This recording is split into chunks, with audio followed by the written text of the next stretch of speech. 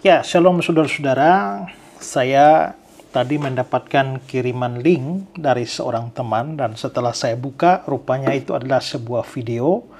Dan videonya ya kira-kira judulnya bahwa argumentasi pendeta Ezra Soru itu babak belur di hadapan argumentasinya Ustadz Adi Hidayat.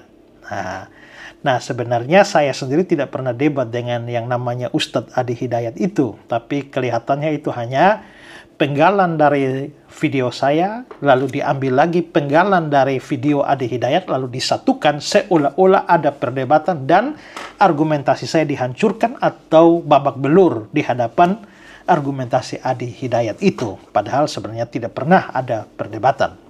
Tapi lebih jelasnya mari kita lihat videonya.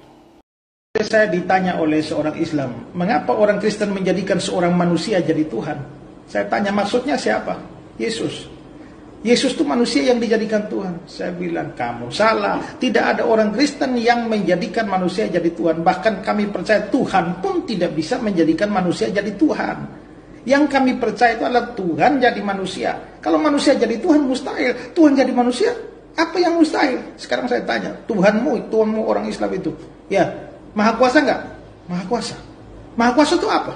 Artinya maha segalanya. Bisa segala sesuatu? Bisa. Sekarang saya tanya, kalau Tuhanmu mau jadi manusia bisa atau tidak? Kalau tidak bisa, berarti Tuhanmu tidak maha kuasa. Kalau bisa, ya berarti dia bisa jadi manusia. Apa yang susah bagi Allah? Jadi jangan terbalik-balik pikirannya. Orang Kristen tidak anggap manusia dijadikan Tuhan, tapi Tuhan jadi manusia. Camkan itu baik-baik, abang. Oke? Jelas. Saya pernah ditanya, Ustaz, kenapa Anda tidak mengakui Isa sebagai Tuhan? Isa kan Nabi, saya bilang. Tapi Isa kan luar biasa.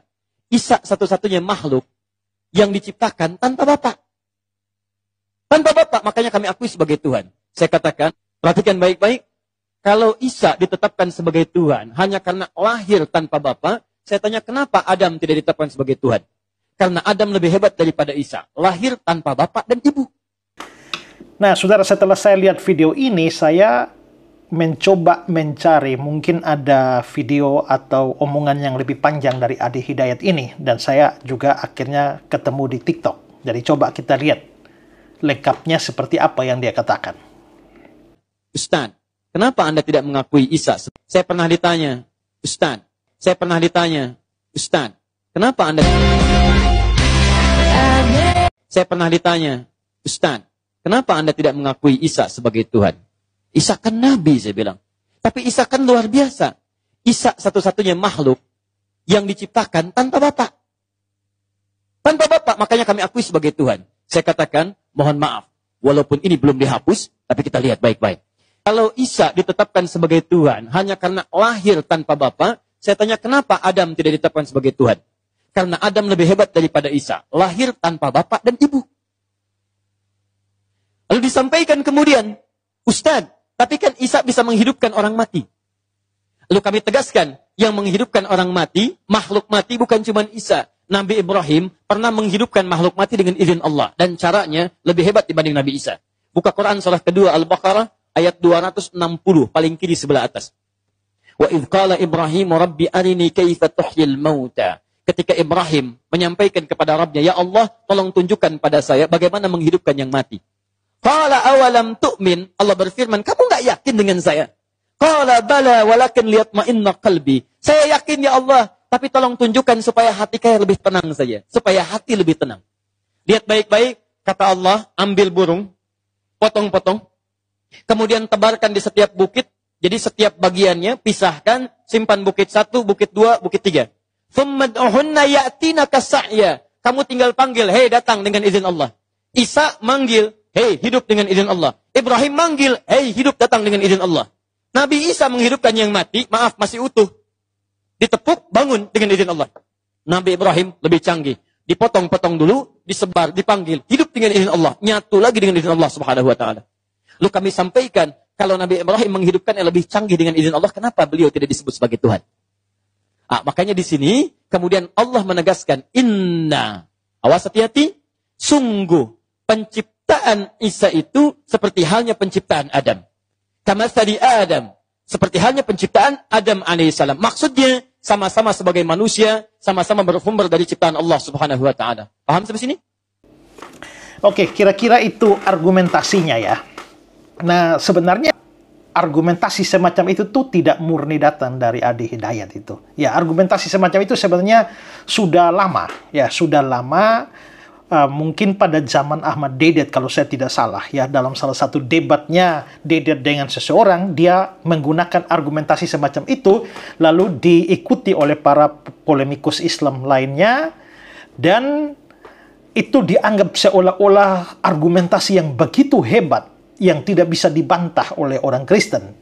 Karena dalam kenyataannya memang lawan debatnya Ahmad Deedat itu digambarkan seolah-olah dia menjadi kebingungan dan tidak bisa menjawab.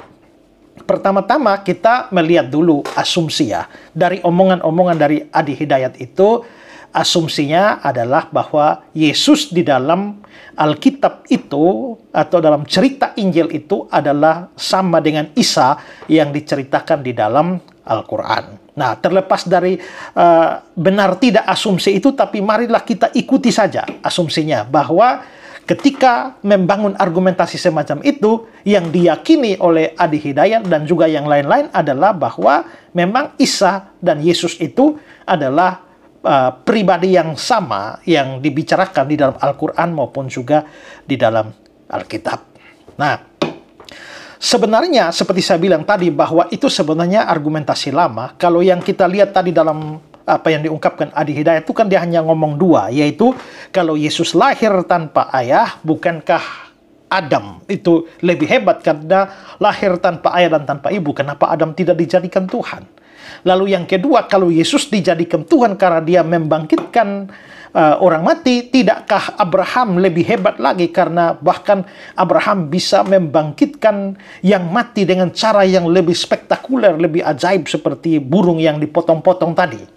Ya, ada juga yang lain ya. Pertama, soal lahir tanpa ayah dan tanpa ibu itu bukan hanya dihubungkan dengan Adam, tapi juga dengan Melkisedek di Ibrani pasal 7. Karena bukankah Melkisedek itu juga lebih hebat karena Melkisedek itu dikatakan tidak berbapa dan tidak beribu. Sementara membangkitkan orang mati itu juga dihubungkan dengan Nabi Elia dan juga Elisa dan rasul-rasul seperti Petrus, Paulus yang membangkitkan orang mati. Mengapa mereka tidak dijadikan Tuhan? Lalu ada yang lain lagi, yaitu kalau dikatakan Yesus itu dianggap sebagai Tuhan karena dia bangkit dari antara orang mati, maka bukankah Lazarus, Eutikus, dan lain-lain juga itu dibangkitkan dari antara orang mati? Mengapa mereka tidak diangkat sebagai Tuhan? Nah, itu kira-kira argumentasinya lengkapnya begitu. Nah, saudara-saudara, sebelum saya mulai menanggapi intinya, sebenarnya ada beberapa kesalahan yang dibuat di dalam argumentasi itu, yang diungkapkan oleh Adi Hidayat maupun juga yang diungkapkan oleh Deedat. Pertama, tadi ya, ingat ya, bahwa kalau Yesus dijadikan Tuhan karena dia lahir tanpa ayah dan ibu, bukankah Adam lebih hebat karena dia dilahirkan tanpa ayah dan tanpa ibu? Kenapa tidak dijadikan Tuhan? Masalahnya, Alkitab tidak berbicara bahwa Adam itu dilahirkan. Adam tidak pernah dilahirkan. Maka perbandingannya menjadi tidak cocok. Adam itu diciptakan dan langsung menjadi seorang manusia dewasa. Kedua, tidak ada kisahnya Abraham itu bikin mujizat seperti yang diceritakan oleh Adi Hidayat itu. Kalau dia mau ambil dari Al-Quran, dia terserahlah. Tapi itu cerita tidak pernah ada di dalam literatur-literatur agama terpercaya seperti yang dimiliki oleh agama Yahudi maupun agama Kristen, yaitu kitab-kitab yang datang lebih tua daripada Al-Quran. Jadi itu tidak ada. Tahu-tahu bisa muncul di dalam Al-Quran itu cerita dari mana, ya. Jadi itu perlu diberikan catatan. Ketiga, kalau di dalam perbandingan dengan Yesus itu dia dijadikan Tuhan karena dia bangkit dari antara orang mati, lalu akhirnya compare dengan atau diperbandingkan dengan Lazarus dan lain-lain. Nah, ingat juga bahwa Yesus itu tidak hanya dikatakan dibangkitkan, tapi kalau kita meneliti lebih jauh, Yesus itu juga membangkitkan diri sendiri. Dalam Yohanes pasal 2 dia bilang, rombak bait Allah ini, dalam 3 hari aku akan mendirikannya kembali. Yang dimaksudkan itu adalah dirinya. Dengan kata lain, bunuh aku, dalam 3 hari aku akan bangkit. Aku akan mendirikannya kembali. aku, berarti dari dirinya sendiri. Juga di dalam Injil Yohanes dibilang bahwa ya, aku berkuasa memberikan nyawaku, dan aku berkuasa mengambilnya kembali. Itu berarti bahwa kebangkitan Yesus itu bukan hanya sekedar dibangkitkan oleh pihak Allah Bapa dan juga Roh Kudus, tapi juga dia bangkit dengan kuasanya sendiri. Nah, itu beberapa catatan pendahuluan. Sekarang saya akan masuk pada inti argumentasi itu. Saudara, ingat ya, bahwa di dalam membangun argumentasi, terutama argumentasi-argumentasi dari Islam, saya menemukan ada begitu banyak kecacatan logika, falaci, kesesatan berpikir. Itu banyak dilakukan oleh Don Ditaan. Saya baru bikin video ya sebelumnya tentang kesesatan berpikirnya Don Ditaan. Saudara bisa lihat di YouTube saya. Tapi juga sebenarnya argumentasi yang diungkapkan oleh Adi Hidayat ini dan juga orang-orang yang menggunakan argumentasi semacam itu membuat sebuah kesesatan berpikir yang namanya kategori mistake atau kesalahan kategori. Apa itu falaci, kesesatan berpikir, kesalahan kategori? Ini adalah kesalahan ketika seseorang itu membandingkan hal-hal yang tidak berada di dalam kategori yang sama. Hal-hal yang tidak ada dalam kategori yang sama itu diperbandingkan.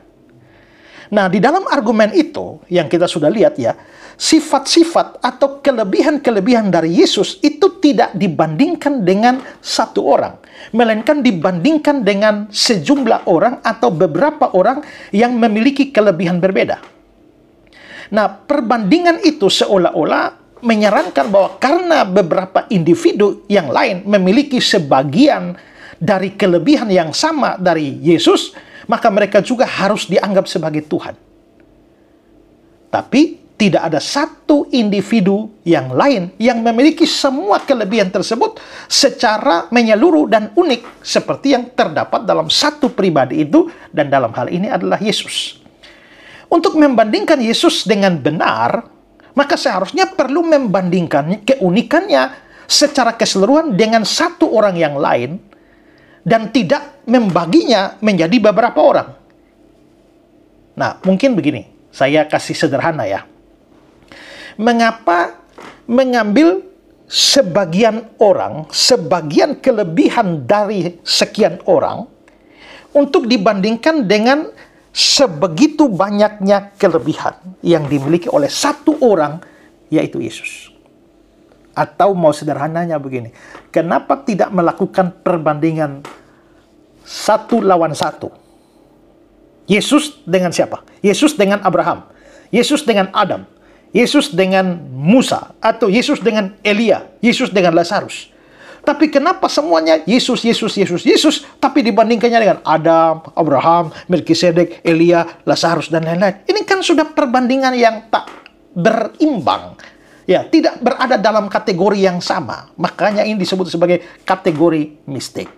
Nah, sekarang gini. Coba sebutkan saja. Kan yang diungkapkan tadi kan ada 3 kelebihan dari Isa atau Yesus itu, yaitu lahir tanpa ayah dan tanpa ibu. Makanya dibilang Adam lebih hebat. Kedua itu adalah membangkitkan orang mati. Elia juga, Elisa juga, ya ngikut dia aja Abraham juga. Yang ketiga adalah dia bangkit dari antara orang mati, Lazarus juga. Sekarang coba pikirkan 3 ini, yaitu lahir tanpa ayah dan ibu, membangkitkan orang mati, dan dia sendiri bangkit dari antara orang mati. Coba cari satu orang yang bisa punya 3 ini saja.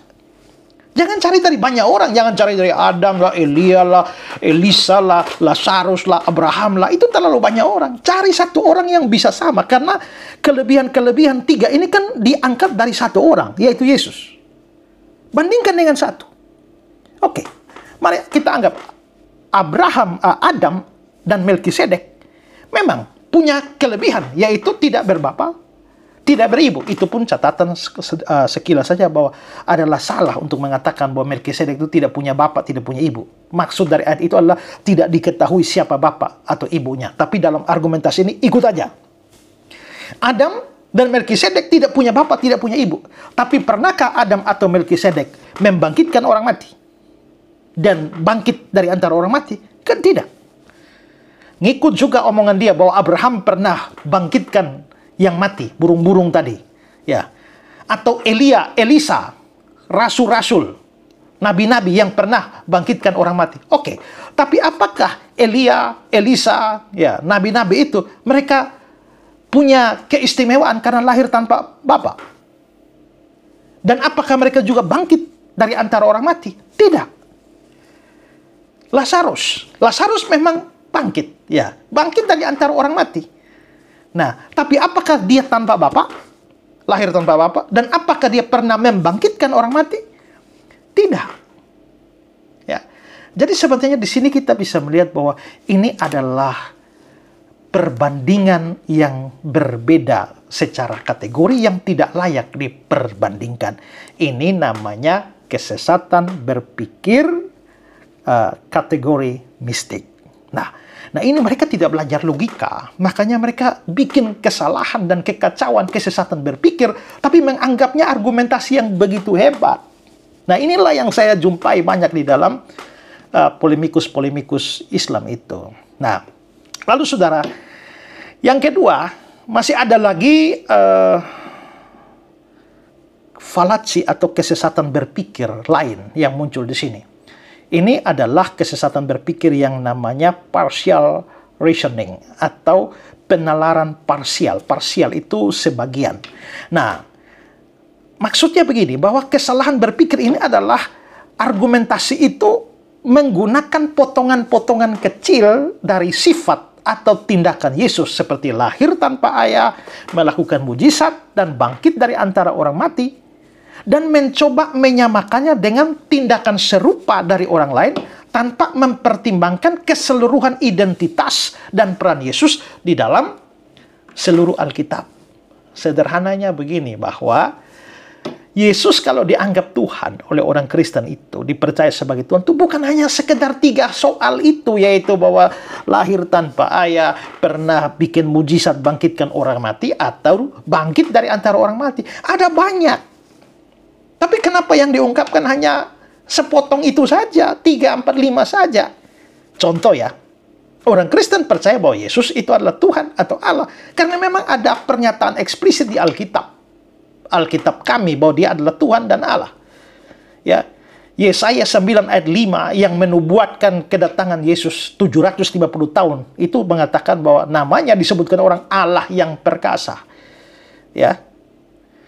Di waktu dia lahir di Lukas pasal 2 itu ya, hari ini telah lahir bagimu juru selamat, yaitu Kristus Tuhan di kota Daud.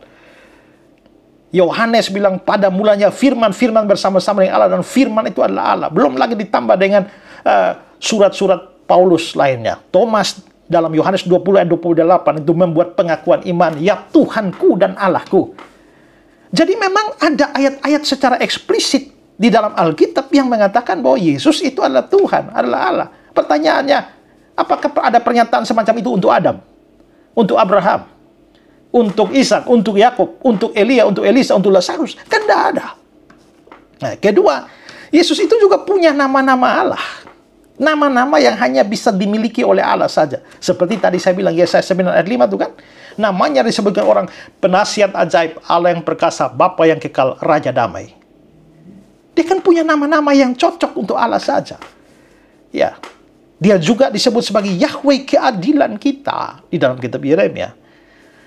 Juga di dalam Injil Matius dikatakan bahwa namanya Matius 1 itu dia akan diberi nama Immanuel, artinya Allah beserta kita. Nah, kalau dia bukan Allah, kenapa kelahirannya disebut sebagai Allah beserta kita? Nah, pertanyaannya, Lazarus punya nama-nama seperti itu. Abraham punya nama seperti itu, Elia punya nama seperti itu, Adam punya nama seperti itu. Tidak ada. Yang ketiga, Yesus itu punya sifat-sifat Allah. Ya. Sifat-sifat Allah karena apa? Dia kekal. Dikala akulah Alfa dan Omega. Ya. Memang sebagai manusia dia dilahirkan, tapi juga dia itu punya sifat kekal. Karena itu dikatakan bahwa pada mulanya adalah firman, en arche, en hologos dalam Yohanes 1 ayat 1. Dia juga bilang dalam Yohanes 8 ayat 58, sebelum Abraham jadi aku ada.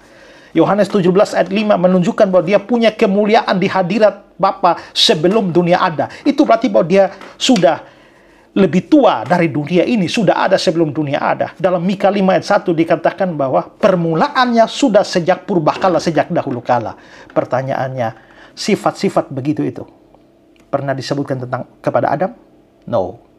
Abraham? No. Elia? No. Elisa? No. Lazarus? No. Siapa? Tidak pernah ada. Tapi itu untuk Yesus. Masih banyak sifat-sifatnya. Tapi dia juga, tentang Yesus juga dikatakan dia melakukan pekerjaan-pekerjaan Allah. Di mana pekerjaan Allah di sini yang dimaksudkan adalah pekerjaan-pekerjaan yang hanya bisa dilakukan oleh Allah. Yang non-Allah tidak bisa.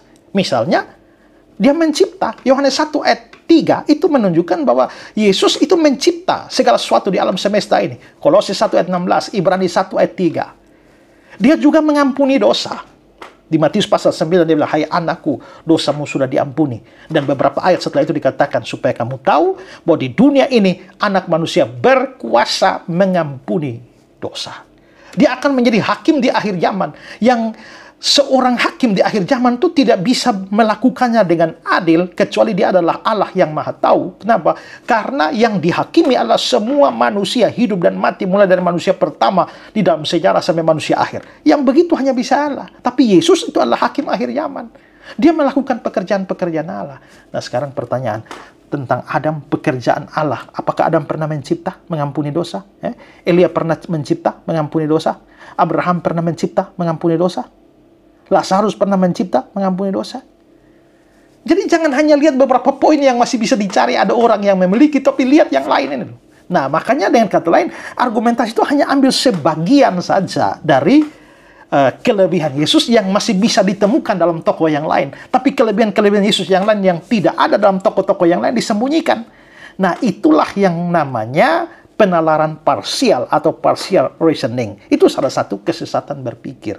Jadi sebenarnya dengan argumentasi semacam itu ada banyak masalah di situ. Tapi minimal ada dua kesesatan berpikir di sana, yaitu kategori yang salah, kategori mistake, dan juga suatu penalaran partial reasoning. Nah, jadi di sini kita bisa lihat bahwa kalau semua kelebihan itu dijejer pada satu orang, Yesus punya semua. Coba cari siapapun di dalam sejarah yang punya kelebihan sebanyak itu dan seperti itu. Tidak ada satupun. Apa dengan Abraham, Adam, Melkisedek, siapapun tidak bisa. Apalagi dengan Muhammad. Itu beda jauh, itu beda kelas itu. Muhammad itu ciptaan. Yesus itu pencipta. Ya. Muhammad tak pernah mengampuni dosa, Yesus mengampuni dosa. Muhammad tak pernah bangkitkan orang mati, Yesus bangkitkan orang mati. Ya, Muhammad sendiri mati tidak bangkit-bangkit, Yesus bangkit. Nah, coba adakan perbandingan 1 versus 1, 1 lawan 1. Kamu mau dapat di mana?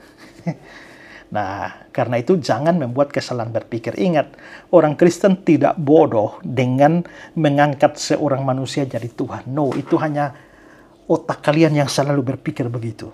Tapi yang dipercaya oleh orang Kristen adalah bahwa Allah atau Tuhan itu mengambil kemanusiaan tanpa melepaskan atau kehilangan kealahannya. Sehingga dia menjadi Allah dan manusia yang dikenal sebagai Yesus Kristus. Nah, demikianlah penjelasan saya untuk saudara-saudara Kristen supaya melatih kita dalam berargumentasi. Tapi untuk Adi Hidayat dan juga semua Islam lain yang merasa bahwa argumentasi semacam itu begitu hebat, nah supaya kalian sadar. Kalau tidak sadar juga apa boleh buat. Itu namanya kebodohan yang hakiki. Tuhan memberkati semua yang percaya kepadanya.